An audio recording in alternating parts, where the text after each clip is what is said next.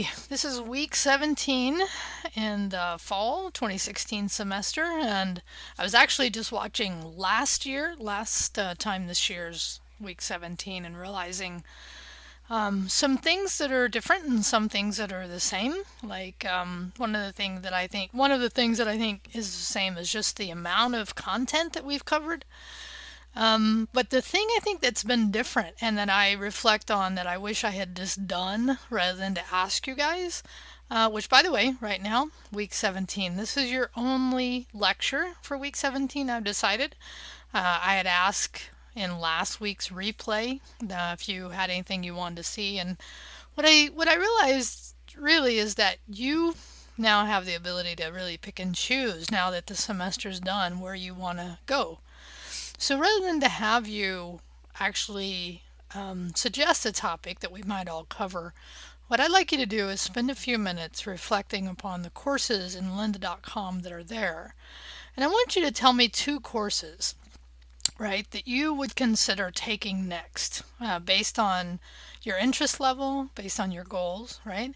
So in your notes right now, you can pause this or you can do it afterwards, is I want you to go look at that. I want you to go look at lynda.com and tell me, what courses you would think about taking.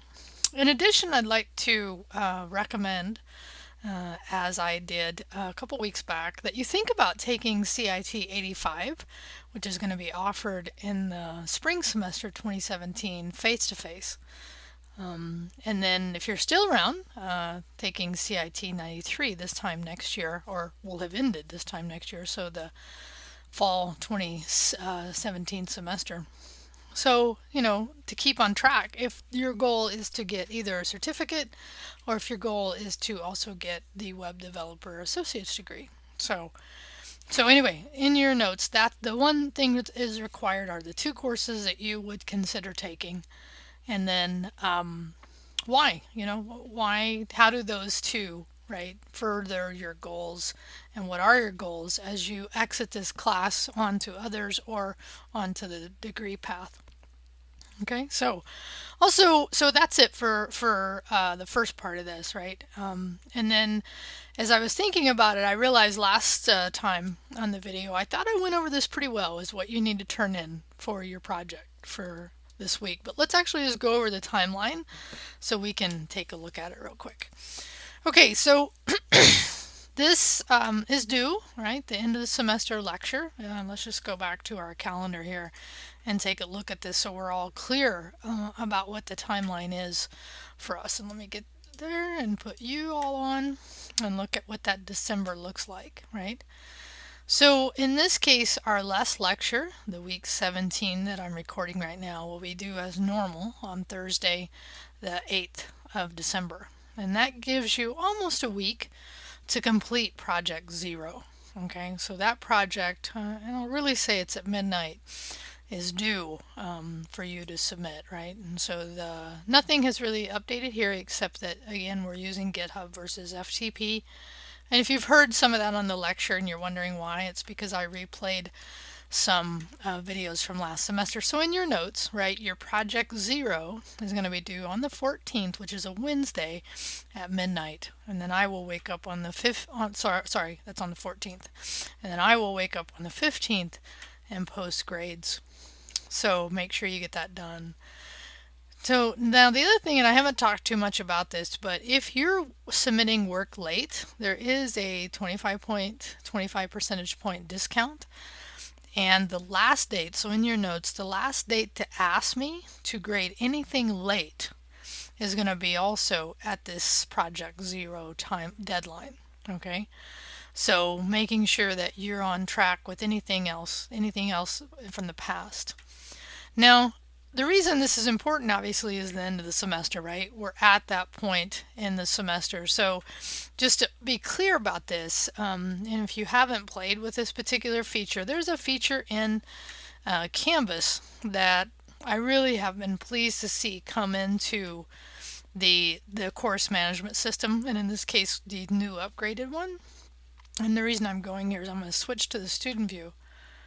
because of this feature right here, and it's the when you go into your grades. Now this is just a view I have into a grade book, not anyone in particular, but if we scroll through here, you see the ability to come in and actually enter grades, right? So if you were doing some late work, right, you could figure out based on the percentage you would get. Now again, this is not a good example because it is a student that hasn't done any of the work. It's just a look into the grade book, right? But what this does give you the ability to do is ultimately figure out how well do you need to do on project 0 to achieve the grade you want, keeping in mind as a reminder that that project is worth 25% of your grade. So you can figure out what you need to do on that to achieve the grade that you want, and then do you plan on doing any late work in order to get maybe to that threshold? I don't know. That depends on you, right? So in your notes right now, just do put the what if, right? The what if. So a heading that says what if, and then just tell me, right? What's the grade that you hope to end up with this in this class? And do you know what you need to get on the final to do that, right? Okay, so I think that's a great feature, and I really like that, and I'm going to leave the student views so you can do some of that what if analysis, right? So now I'm going to go back to the course itself, and just for the last time, right, looking at this project, I think the one thing that I see could potentially come up as a question, but I believe I've handled it, but I think I'll just do it one more time, is the content, right? So you do have to write 200 words of original content for your index page, your main page, right? And then include links to your sitemap and your sitemap graphic that you created, and then 150 for each of your menu pages. Okay. So now after that, what you do is you create these subpages that would just link to content you've already written in our course. So this is outside of the normal web development flow, because normally you wouldn't just put content that wouldn't flow. But in this case, we are knowingly breaking the rule of content flow and comprehension in order to just give the experience of creating a multi-page website, right? So that you get that experience, but just know that the content is somewhat counter, because after you write this first index page and then the main page for your menuing, right, then all the subpages under that can just be copied and paste content, right? So make sure you're keeping aware of that, because when I read that, that's what I will do, right? So, and then making sure too when you do this that you provide the grade. Right? What do you feel based on the requirements? How well did you do here, right? So that's an important part of this project. All of it actually is, and you can see the points breakdown that I've done here to see how the grading itself flows, which is why I'm bringing up now, so that you can go back and reflect upon your grade and where you want to be. Okay, so that's it. That's really the most of what I wanted to say about this, right? And that attendance is not part of your grade. It's just something that I have to report. I am teaching this class in a compressed 9-week semester next year. And the thing I'm going to do differently, which is where I kind of jumped off just now, the thing I am going to go back to that I think was really, and I'll bring you back here, I really think was beneficial, was the chat.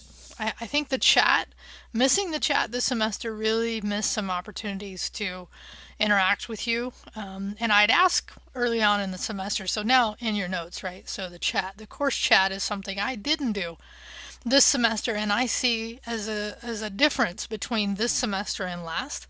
So I'm hoping to recreate some of that community, that campus, that course community that's so important in the compressed 9-week course, which is doubly important because you're doing it faster, but they're going to do the same amount of content you all have done here. So that will be very interesting. So that will be the one thing that I'll return to. And then just continuing to upgrade the content.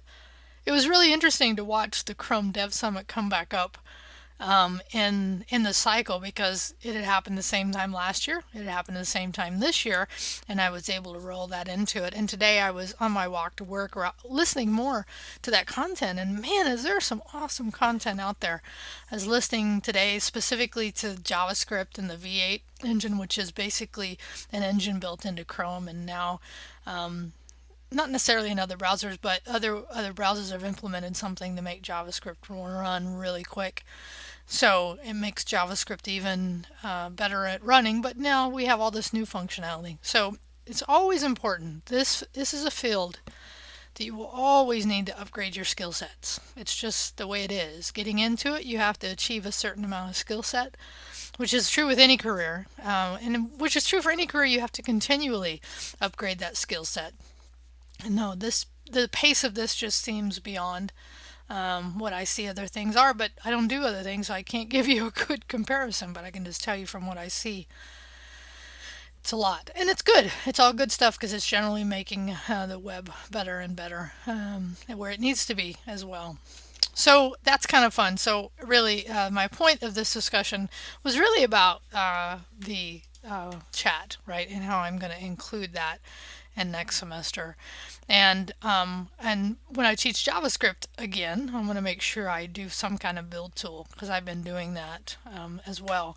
I will show you what I've been building for that class, which has been really, really great for my skill set building and doing. It's coming up right now. It's coming up in a, because I think I'd mentioned as well. Boy, it's taking longer. I'm running out of battery. That's why.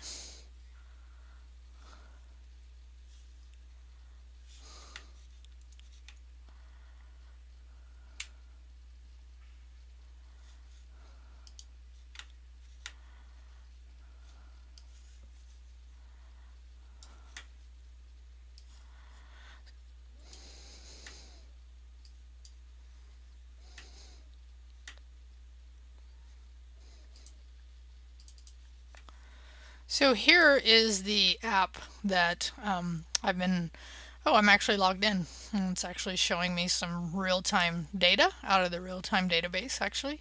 I could log out here to show you what this is like. So building a web app feel more than a website was something many of us did in JavaScript.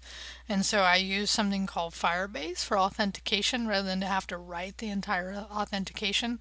And then just kind of simulating the idea of a little bit of content, but it's really in the logging in and then handling the user specific login. That has been something that's been really fun for me to do and the students to do as well, right? So it's the idea, because this is a website I actually really do want to create, which is the idea of actually tracking your carbon footprint, and then paying you to be more environmentally conscious, right?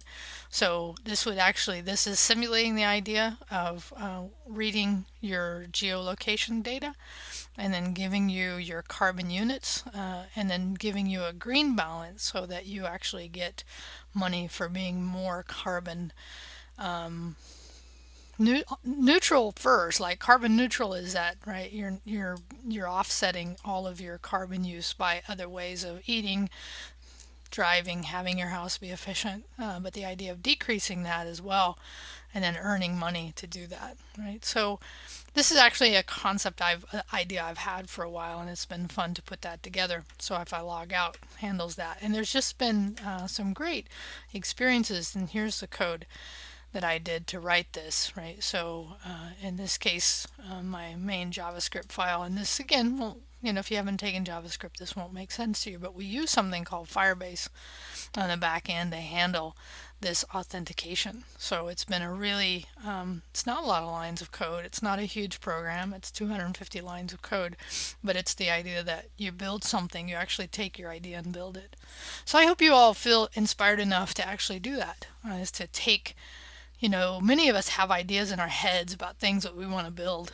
And so taking that from idea into a minimal viable product, MVP, is a great experience. I know some of the guys, and gals, which by the way, the other thing I recommend is getting on Meetup and connecting with the local tech community here, because there are amazing meetups where people are doing this stuff and you can learn without having to take a class from people who are actually playing with it and doing it. One of the best. There's three I'm involved with mostly: GDG Fresno, Women Tech Makers Fresno, and then Free Code Camp. So you could get on Meetup and look for any of those and many others that are here in Fresno that are mostly based out of Bitwise. So that's the other thing, is going to any event at Bitwise is an awesome idea, because you get to connect with people that are doing this or who want to do this, and you help build your relationships in the community. Vitally important. Okay, so I think that's most of what I wanted to talk about for week 17, was just hopefully to give you something to look forward to. What are your next steps? Giving you those dates that are important as far as the end of the semester to make sure you're with it. Reaching out, make sure you are reaching out when you need, because like I said, we're here.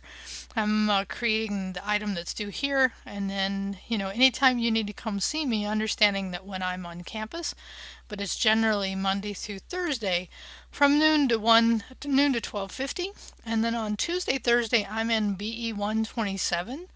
Matter of fact, if you look at my schedule, it's easy to do because you can actually look at it over here on my calendar. But my office hours are around that time, right? So except for Friday, and then it's virtual, so I'm generally not on campus on Friday.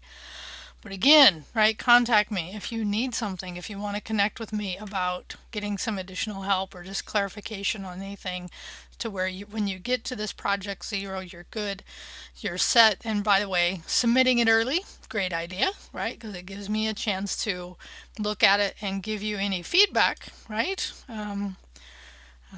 Before it's actually due. So that's an encouragement for you. And by the way, let that be the last thing on your notes, your lecture notes for this last lecture, is that idea itself. Okay, all right, so I'm out. Have a good winter break, and if you're on campus and get a chance to swing by my door, BE 113, please do so. I always enjoy meeting students. I've met many of you, but not all of you. So if you're ever around, come by and let me say hi and see your face and, connect with you. That'd be awesome. Have a great break. Talk to you soon.